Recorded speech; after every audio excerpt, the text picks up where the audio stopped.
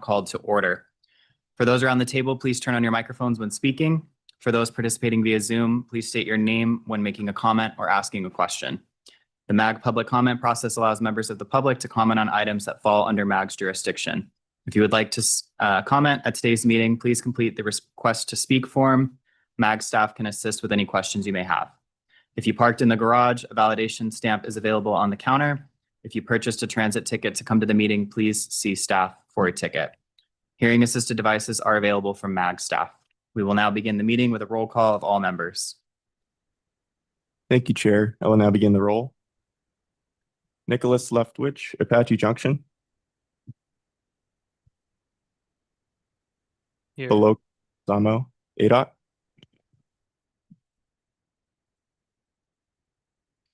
Cole Hunger, Avondale.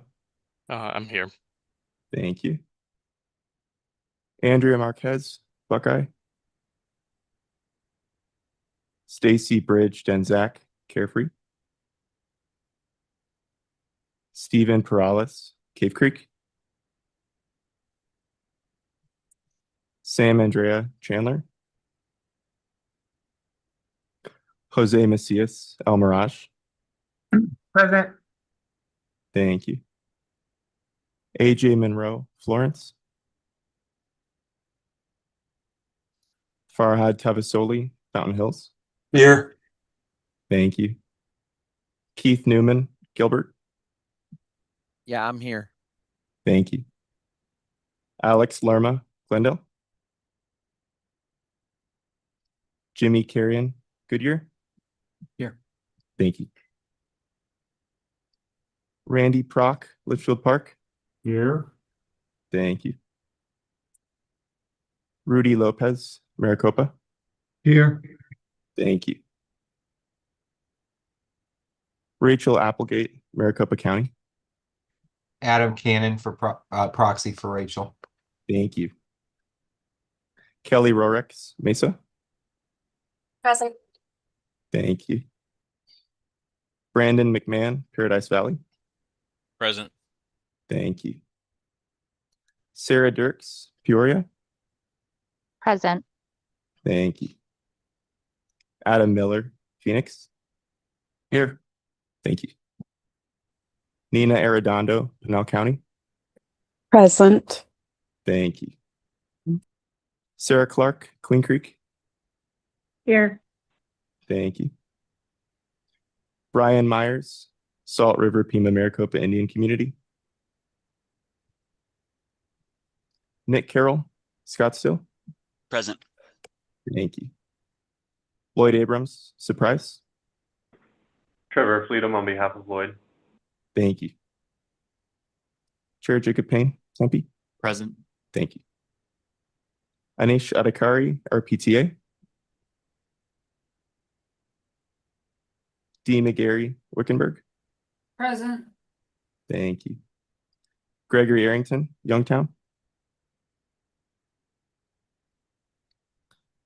All right, is there anyone I missed or did not call?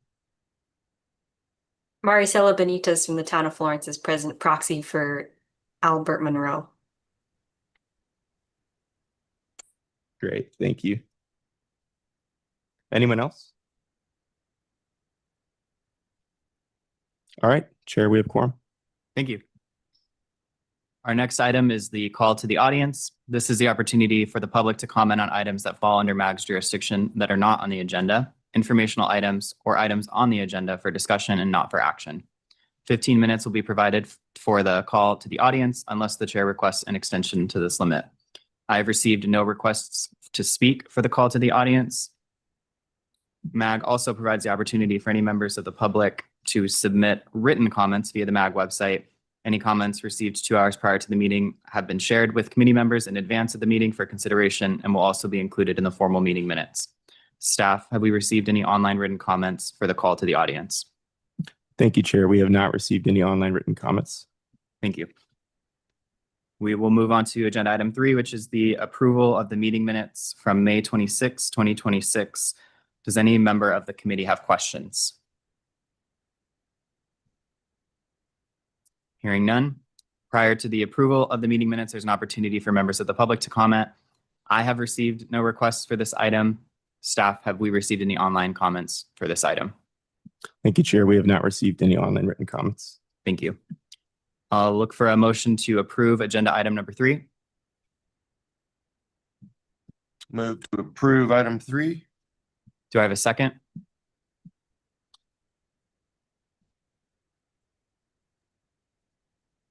Nina Arredondo, second.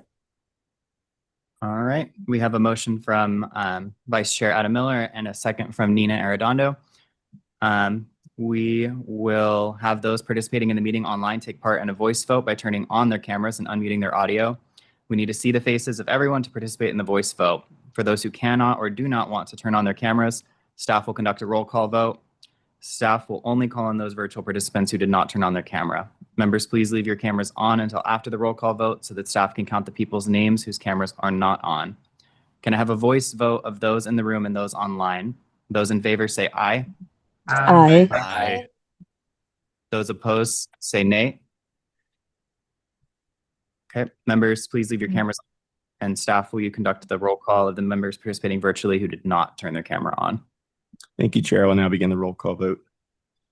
Trevor Fleetham, how do you vote? Aye. Thank you.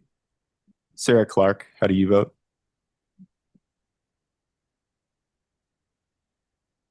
Farhad. Aye. Okay, thank you.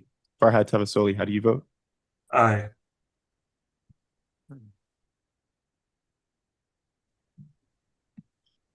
Chair, that completes the roll. Thank you. We will move on then to agenda item number 4. This is the 2026 point in time count results. This item is on the agenda for information and discussion and will be presented by Natalie Davenport, MAG Senior Planner. Thank you, Chair. Good morning. My name is Natalie Davenport, Senior Planner with the Community Initiatives Division here at MAG. And today I'll be presenting the results of the 2026 Maricopa Point in Time Count.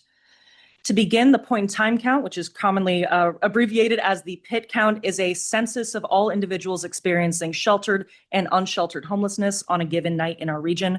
This is an item that is federally required. The U.S. Department of Housing and Urban Development requires communities and their continuums of care, those organizations that are comprised of nonprofit entities and partner systems, to conduct the count in the last 10 days of January each year. And in this year, our point in time count was conducted on January 26th. One thing we do want to highlight, this is a single snapshot of homelessness on a given night in our region. It is useful to consider for year-over-year data, but we do have some additional data that we'll be highlighting that we recommend our community partners consider alongside the point in time count information. So first, we do want to thank our member agencies and all of our volunteers that contributed to the point in time count. This year, we had over 302 actually help conduct these surveys in the field the night of the count. There's a lot of effort that goes into this undertaking, from coordinating our volunteers, our planning grids, to conducting our trainings, and we would not be able to conduct this work without everyone's assistance.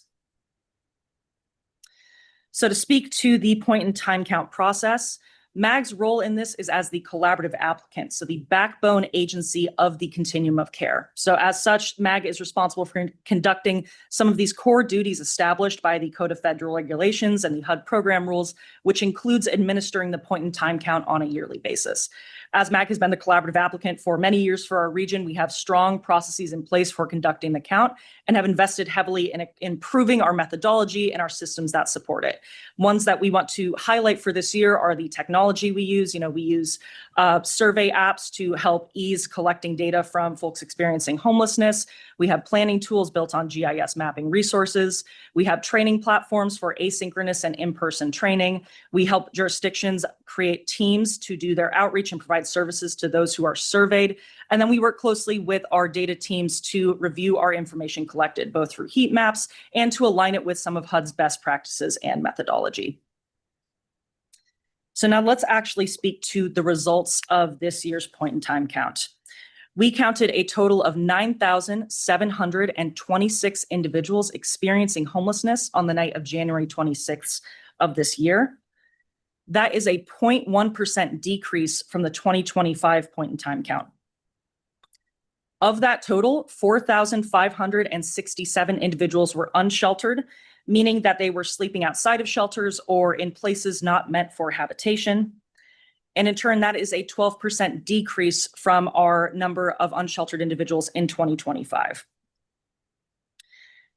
So then 5,159 individuals were sheltered on the night of the pit count. And this represents 14% increase in comparison with prior years. So overall, to compare 2026 to 2025, some of the things we want to highlight is that we had more people overall sleeping inside. We had 632 more people sheltered and 640 individuals, fewer individuals unsheltered on the night of the pit count. So to put this into perspective with pit counts from our previous years, looking at the trends over time, you can see there are relatively small changes in between 2023 and 2026, with the overall number of individuals remaining fairly consistent year over year. Now, what's interesting is where we look at our shelter breakdowns. HUD has very specific criteria for what counts as shelter in our community, and there are three that we are going to highlight for this purpose. The first is emergency shelter, which is typically night by night. This is where the majority of sheltered individuals, 3,681, spent the night of the pit count. The second is transitional shelter, which is a short-term shelter, usually lasting between 1 and 3 months. And then the third project type is safe haven. And this is a very small project type. We have one provider in Maricopa County that primarily serves veterans, and this makes up around 1% of sheltered individuals the night of the pit. So one of the takeaways here is that 53% of our total census of this year's count was using some form of shelter, and that in turn is an 11% increase from 2025. So as far as shelter beds distributed across the region, the West Valley accounted for 5% of our regional total of beds. The Central region accounted for 78%, and the East Valley accounted for 17%. We do have a detailed breakdown available by jurisdiction that has shelter bed counts from our past years and to present, and kind of help you understand how that has changed over time. So we do encourage folks to reference the full point in time count report available on our website. Now let's discuss some of the changes we saw in subpopulation and demographics this year. Most of the demographics year over year remain the same, things like age, gender, race, and ethnicity, but we did see some notable changes in subpopulation for this year's count. Most notably, the count included 2,103 families experiencing homelessness. This is an increase of 15% from our 2025 count. We also saw a decrease in unaccompanied youth. This is anyone under the age of 25 who is experiencing homelessness outside of a family. We saw a decrease in veterans experiencing homelessness. And then we saw a slight increase in individuals experiencing chronic homelessness. And this is a very technical HUD definition, but in general can be summarized to those who've experienced homelessness for long amounts of time, usually years. One of the other things we wanted to highlight is a unique intervention in our region, and this is the Safe Outdoor Space. This is a structured program funded and operated by the City of Phoenix and its partners, and it provides case management, meals, hygiene, and pathways to exit. And in many ways, it functions very similarly to a traditional emergency shelter. However, HUD is very specific in what it considers actual shelter, and that's usually defined by its structure. So as a result, the Safe Outdoor Space does not meet the technical definitions to be considered a shelter. So in consideration, the 201 individuals who spent the night at the Safe Outdoor Space on the night of the pit count would be considered unsheltered in our total. And we wanted to highlight this because it does impact our total ratio of sheltered versus unsheltered individuals in this year's point in time count. As a reminder, the point in time count is just a single day snapshot of our region's homelessness. There are many other data points both our team and the continuum of care use to understand homelessness trends in our region, and we wanted to highlight two of these. The first is the monthly homelessness data reports. These are published on the Maricopa Regional COC website. They reflect data from across the entire system, and they include anyone who is homeless and receiving services. The second is our system performance measures. These are set by HUD and the Maricopa Regional Continuum of Care Board. These system performance measures tell us how well the system is performing at large, and are typically updated quarterly and posted to the MAG website. So in perspective, while the PIT count can tell us year over year change, it is a static data point. It does not provide a lot of information on outflow, inflow, how long people are spending homeless in our region. So we do encourage our community partners, our member agencies to consider the point in time count alongside our other available data points to build a full picture of homelessness in our region. So to summarize the takeaways from this year's point in time count, overall, more people are sheltered. Our total census has remained consistent with prior years. We've seen an increase in family homelessness, and we've seen decreases in youth and veteran homelessness. So as I said, the full report is available both on MAG's website as well as the Maricopa Regional Continuum of Care website. With that, thank you for your time, and I'm happy to answer any questions. Thank you, Natalie. Do any committee members have questions for Natalie?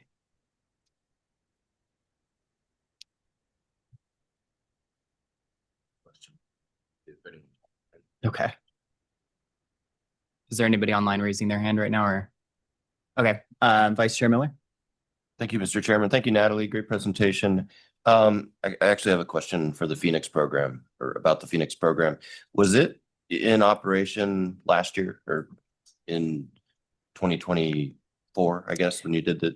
Yes, so the safe outdoor space was operational in last year's point in time count as How well. long has it been in operation? I'll need to refer to that, but I'm happy to provide some more information. Okay, wait, it's okay. I can find that, I think. I can say though, in 2025 and 2026 are when we've been discussing with HUD some of the technicalities. So That leads to yeah. my next question, I guess, which was going to be, is there the potential that census would consider it a sheltered program in the future?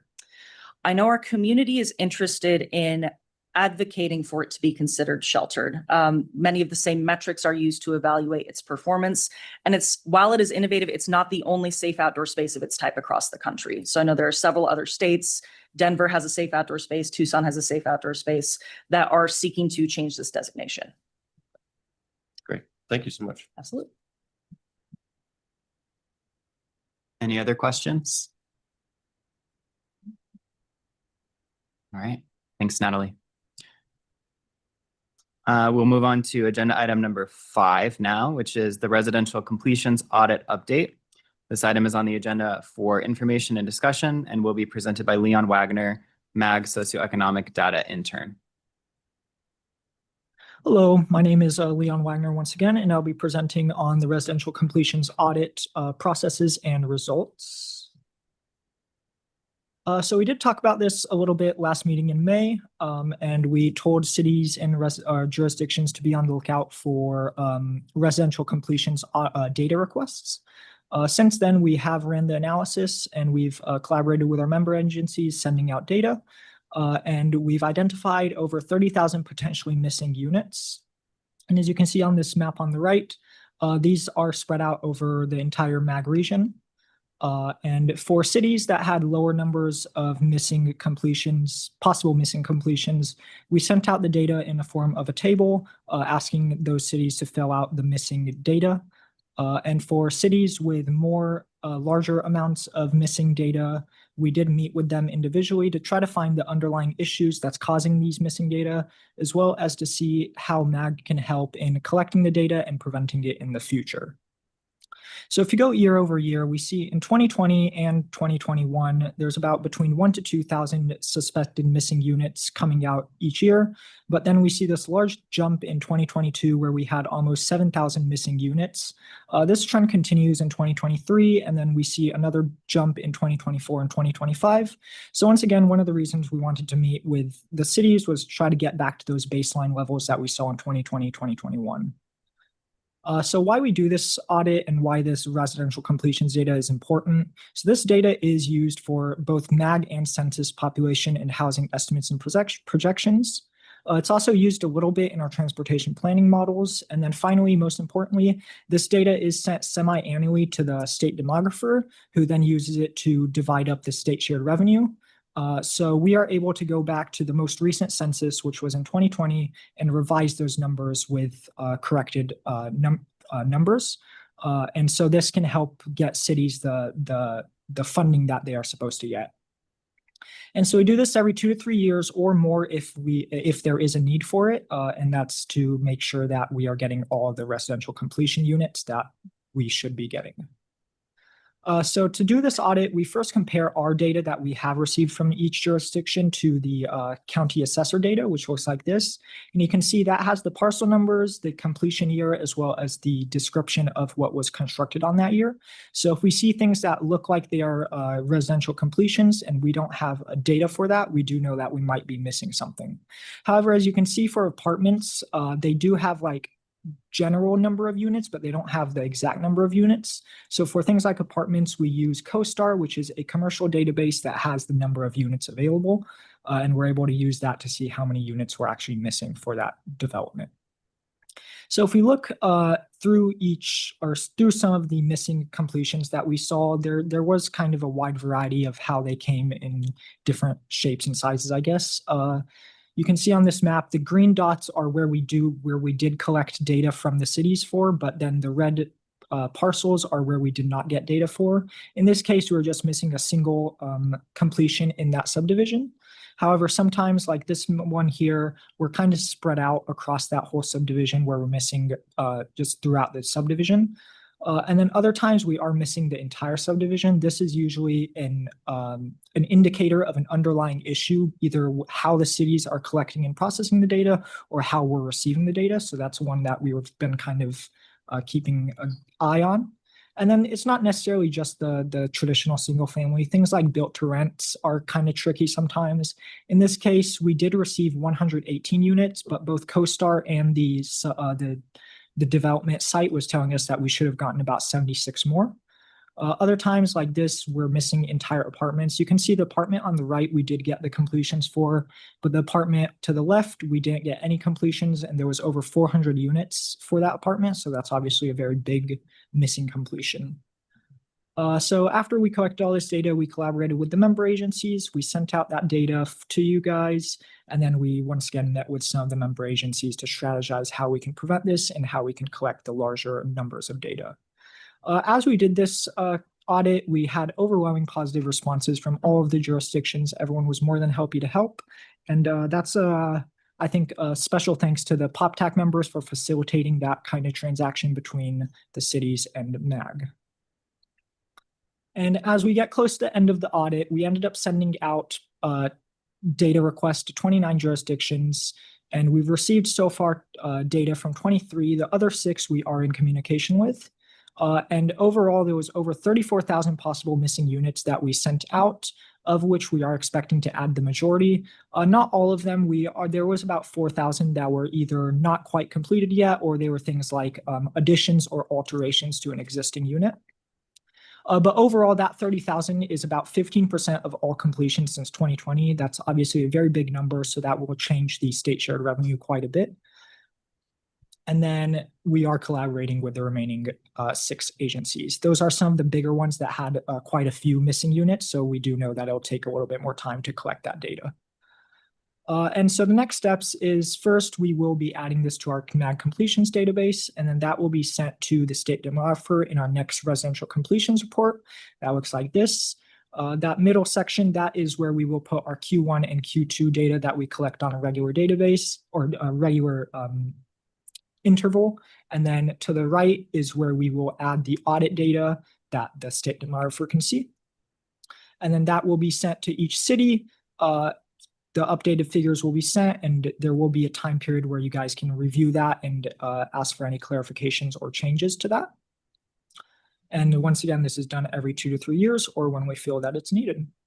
And thank you very much. We do know that this process did take a little bit more extra time and effort from all of the cities, so we really do appreciate your cooperation with that. And if there's any questions or comments, feel free to reach out to me or Peter. Great. Thanks, Leon. I have a question. Yes.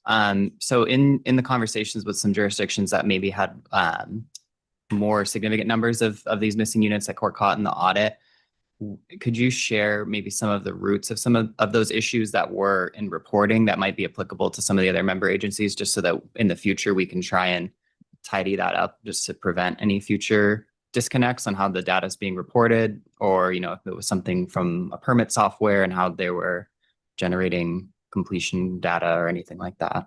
Yeah, so one thing that we did find, there was a few cities that recently changed their data software that they were using, and that oftentimes led to just some error in how they were how that software was working, but we did figure out like the issues. I can't think of a specific example off the top of my head, but they're just like new software that they were getting used to. Okay. Thank you. Do any other commission members have any questions for Leon? Hey, Liam, I know we were communicating via email. I know we didn't actually meet, but it was for our permit tech team. Our permit tech manager wanted to possibly meet with you and or Peter to figure out, where that gap was in the missing data, and if there's something that we could do to better align the data. So it's not a heavy lift for our teams, although we probably didn't have as much data as other jurisdictions. It was a heavy lift for our team. Yes. So, yeah, I just want to share that up. So be happy to meet if you guys are open. Thank you. Thanks, Jimmy. I'm just going to add just a little bit on to address what you're talking about, but also Jacob. Thanks to Leon for helping us pull all that together. So it's a big lift. But that's true that a lot of cities were going through some software changes, and there's always some growing pains with all that. And so that's why we really appreciate everybody's efforts in pulling this data together. We understand that stuff falls through, but we also understand it's really important to capture all the data. One of the things that we do work with, that we found working with the cities, is some of the filtering. Even without the audit, we kind of go back and forth with member agencies a lot of times trying to figure out, are we capturing all the right census codes, all the right unit types? And that's what we're finding sometimes with some of the cities, that the filter looks good. On our end, we don't know initially if it's missing anything. We actually just went through this with Phoenix too, and found a lot of issues and differences on how to find it, because we don't know what we're missing when we get the data a lot of times. Right. And so when then the audit might reveal something like this, and we say, okay, you know what? We just realized we're missing codes for build to rents, for example. So we can work with you to kind of say, okay, this is what we're getting, this is what we're missing. And then we'll rely on you to go back to your systems and look at that and say, okay, I can see why that particular record didn't get into the report that we sent you. But it does take that kind of collaboration from both parties to make sure that we capture all. It really comes down to the filtering and the codes and the unit types and what we're capturing that way. Great. Thanks for the elaboration, Peter. Are there any other questions for this item? I do. I'm sorry. Rudy Lopez, City Maricopa. Yeah, go ahead. Yeah, thank you. Just it was mentioned that we'll get member agencies will get a somewhat of an updated report. When could we expect that, once we've given all of our information to help with the audit itself? So I don't think we have a strict timeline yet. We're still waiting on a few cities, but once we use data from the remaining cities, we'll be reaching out to all the cities for that. Okay, perfect. Good to know. Thank you.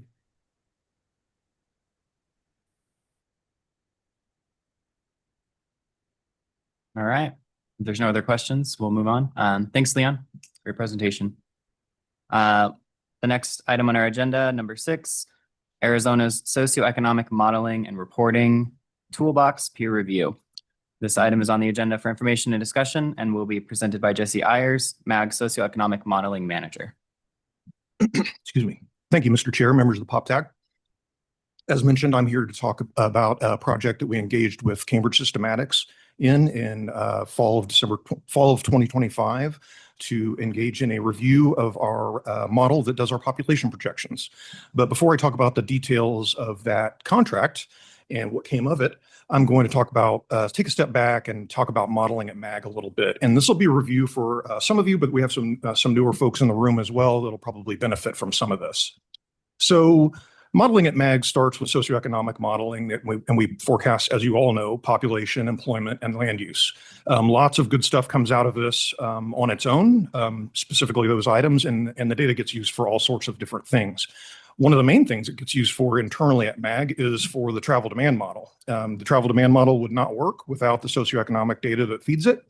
And so lots of great stuff comes out of the travel demand model as well. We're predicting trips and traffic volumes and helping us make decisions about roadways. And further on, there's the air quality model. The air quality model couldn't function without the travel demand model feeding it, and it produces all sorts of things that help us in our air quality. So that's just an overview of what happens here at MAG in terms of modeling, and we have really deep modeling technical staff in all of these areas, and lots of great work is being done here. So AZ-SMART, as mentioned, is the acronym for Arizona's Socioeconomic Modeling and Reporting Toolkit. What is it? It's an open source framework for producing socioeconomic projections. It's based on open source code from a project called UrbanSim and the Urban Data Science Toolkit. UrbanSim code is in use worldwide on a variety of models worldwide and is a well-known standard for socioeconomic modeling. We built AZ-SMART because the previous model was relying on old technology, and it was called SAM-IM, that stood for Spatial Allocation Model Improved Methodology. And yes, it is a reference to Dr. Seuss, but it was relying on old technology, ArcView 3, and it was time for some new modeling. AZ-SMART's largely been developed in-house since 2008. We do some, like I said, I mentioned up at the top, we do rely on some open source code for some of the base models, but for the most part, we've developed this in-house since 2008. So why are we doing this anyway? Well, a lot of you already know that there's an executive order that sets out the schedule of projections, and we do them 3 times per decade in years ending in 3, 6, and 9. As I already mentioned, travel demand and air quality modeling has to be done, federally mandated, and couldn't function without the socioeconomic data. Plus, there's increasingly complex questions from all of our stakeholders. The various transportation studies are increasing in complexity, and there's just more and more complex questions coming, and we're trying to answer those questions. And finally, we love to do policy analysis when we get the chance. That's what the model is designed to do. We don't get to do that as often as we'd like, but that's our goal. So on to the peer review task order. So we engaged with Cambridge Systematics. The task order consisted of 4 different tasks. Cambridge did a literature review and best practices where they surveyed around a dozen peer agencies around the country for how they do their socioeconomic modeling, what types of models they use, how often, how they involve the public, all those types of things. It gave us a really good picture of some of the best practices going on around the nation. They also did an AZ-SMART model evaluation where they dug into the data and the code and produced a lengthy report. By the way, there's attachments in the agenda item for all 3 of these, or all 4 of these tasks. There's all the lengthy reports are in the agenda item. There was the peer review panel, which is going to be the focus, I think, of the rest of this presentation, where we invited 5 of our peer panelists to come in, sit in this room, and talk with us for 2 days about AZ-SMART and give us some recommendations going forward. And then the final task was to wrap up the first 3 tasks and give us a roadmap going forward on enhancements that we can make to AZ-SMART. So on to the peer review panelists. I got what I feel is a rock star lineup of peer review panelists from across the country. This occurred in the middle of December. And I had a list of at least 15 people deep because I thought it might be difficult to get people to travel in the holiday season. But it turns out I only got 2 people only 2 people turned me down for completely practical reasons. And everybody, it appears it's easy to attract people to Phoenix in December from these other places. So they were all happy to come out. And John Glebe came from Boston as well to facilitate the event. And they produced, eventually this is the picture of the report produced from task 3. And like I mentioned, this is in the attachments. I'm not going to spend a whole ton of time going through exactly what's in the report, but I did prepare some of the too long, didn't read the report. Let's just look at what they said. An impressive, reliable, and pragmatic model that effectively solves key pain points while maintaining data fidelity. That's great. Really happy about this. These are just the basics: hitting robust estimation and solid statistical and econometric methods, Really pleased to hear that. This is one we're very, very proud of, and we thank all of you for this as well. Strong outreach to local jurisdictions for validation and various control totals. They're very impressed with that. Very much tailored to MAG's regional needs. We're very pleased to hear about, they were pleased with our real estate model. Real estate modeling is our most challenging problem here. And it's the most custom model that we have that we completely developed in-house. So we were thrilled that they were pleased with how we're doing this. And overall just performs well and meets current planning requirements. They did have some enhancements to suggest as well, however, and these are all very, very good. They just said modernize selectively. And we're actually already doing, at least 3 of these we're already doing now since they've made these recommendations. They're asking us to start to explore machine learning and AI, but prioritize explainability. An awful lot of the AI and machine learning stuff is very black boxy, if you will. And so they're saying dip your toes in, but make sure what you're doing is explainable to the public. Strengthen travel model integration. We do have a rather loose integration with our travel model, and there's things that we can do to improve that. Deepen validation. Validation in socioeconomic modeling is really, really tough. It's tough to get the counterfactual, what would have happened if you didn't do this or that. So you rely on past data, and since we've been doing this with AZ Smart since 2012, we have a deep well of data that's been produced in the past that we can dip into and look at how it's performing. Upgrade maintenance and governance. This is just some practical stuff around our code and how we manage data. Enhance behavioral sensitivity. Our real estate model, while it is developed in-house, it is rather deterministic. If you run it again and again and again, and with the same input data, it'll tend to produce the same thing again. So they're talking about enhancing its behavioral sensitivity. Our relocation model within the region for households is pretty rudimentary, if you will. So they're suggesting by household attributes, certain households are more likely to move within the region than others, and various time trend incorporation. And consider more frequent minor updates. So we do this every 3 years according to the schedule set by the executive order, but there were some suggestions for considering more frequent minor updates.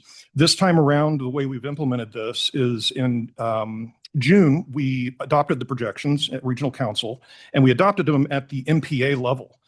In the past, we adopted them at a much finer geographic scale, which didn't allow as many updates. But now if there are things that happen, like if a TSMC pops up before 2029, we can actually make those adjustments as long as it fits within the MPA control totals.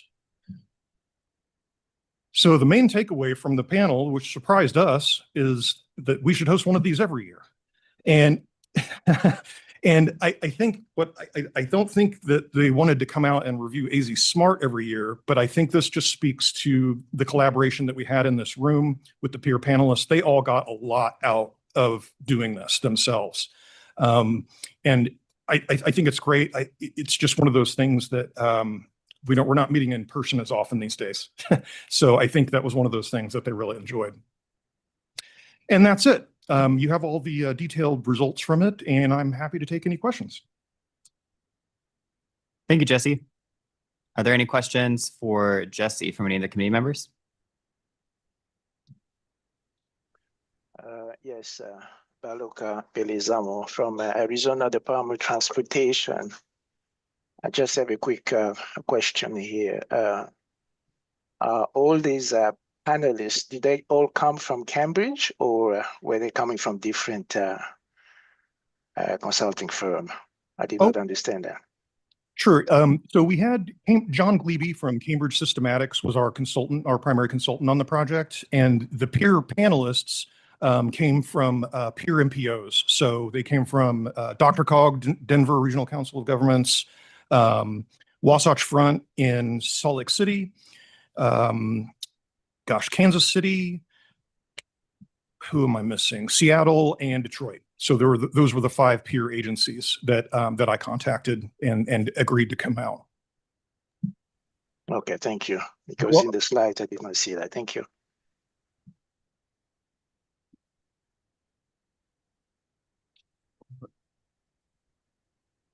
Jesse, thanks for the presentation and thanks for hosting the the peer review. I think it's a fantastic exercise that you guys went through. I'm just curious, well, on the real estate piece and then also the I'm not sure I know what demographic chloropaths are or whatever that term was. Just maps. But I'm just curious about the discussion that you had with these individuals related to some of the new development dynamics with accessory dwelling units in particular. Yeah, I think it was just kind of, did you guys get into some work from home dynamics and any of these kind of new horizon issues that we're trying to? Yeah, a little bit. Yeah. I mean, the conversation was wide ranging over the 2 days for sure. I think what we found is when it comes to things like accessory dwelling units or build to rent, not every region has the same issues. You know, the build to rent is a huge issue here, and it's going on in Denver as well, but not so much in those other regions. So yeah, accessory dwelling units did come up for sure. It's one of those things that I think a lot of people like to push those, but the impacts on it are really pretty modest in the long run, is what, you know, places like Seattle have found. So yeah, we had a lot of great wide-ranging conversation over the course of 2 days that, like I said, I think everybody got a lot out of it. Were there any changes that would be recommended in how we approach either tracking those things or incorporating them into our models and forecasting? Anything specific that came out of it? No, I don't think we got that specific. No. Mm-mm. Okay. All right. Thanks. Sure. Thank you. Anyone else with any questions for Jesse? All right, thanks. Okay, we'll move on to agenda item number 7, which is the requests for future agenda items. Excuse me, Chair. Oh, sure. Looks like Nick Carroll just raised his hand. Go ahead. I just made a reaction. Just thank you for the presentation and the effort, the collaboration. Thank you. Okay, thank you. Sorry, that's all right. Thank you. All right, do we have any requests from the membership for an item on a future agenda? Vice Chair? Thank you, Mr. Chairman. I just wanted to, I don't know if I have a specific request for an item. At least I don't know what the item would exactly be, but I do just want to highlight that we are counting down to the next LUCA, local update of census addresses. I think invitations will come out next spring, and then we'll have an opportunity to do our reviews through the summer and early fall. I think the question to the MAG staff, and I don't need a response today, but is what is MAG thinking in terms of supporting jurisdictions through LUCA for this next round of census? And if there is a determined level of support, or maybe there's a discussion taking place internal to MAG, then I would like to make sure that we start to plug those items into our agendas here at PopTech.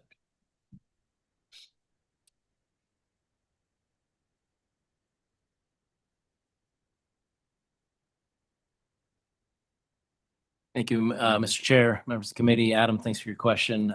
Just to address that real quickly, we actually are in talks to hopefully address this at our next PopTech meeting coming up in October. My plan right now is to contact the census to see if we can get somebody to present on LUCA and some upcoming census items, as this is an important topic for this committee especially.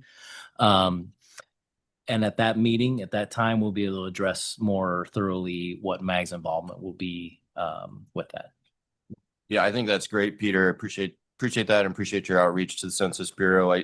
I do think that this is a great venue for jurisdictions and practitioners to be able to bounce ideas off of each other, to think through strategies on how we develop our master address lists.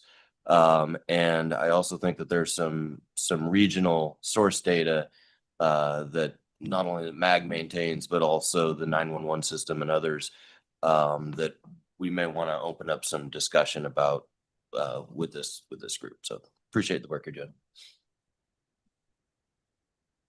Thank you, Vice Chair. I like that suggestion too, just for what it's worth. I think that that'd be a very appropriate conversation to have with this group. Are there any other requests for future agenda items from the committee? All right, then we'll move on to agenda item number 8, which is comments from the committee. So are there any comments or announcements from any of the membership? All right, hearing none, we will move on to adjournment. The next meeting of the Population Technical Advisory Committee will be on Tuesday, October 27th, 2026 at 10 a.m. With no further business, today's meeting is adjourned.